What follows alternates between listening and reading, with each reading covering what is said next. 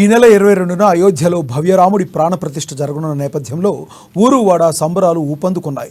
ఇవాళ జిల్లా కేంద్రంలోని శ్రీరామచంద్ర గోపాలకృష్ణ మఠంలో అయోధ్య నుంచి వచ్చిన శ్రీరాముల వారి పాదుకలకు మఠాధిపతి శ్రీ యోగానంద సరస్వతి ఆధ్వర్యంలో పూజలు నిర్వహించి ఆదిలాబాద్ పట్టణంలోని ప్రధాన వీధుల గుండా శోభాయాత్ర నిర్వహించారు.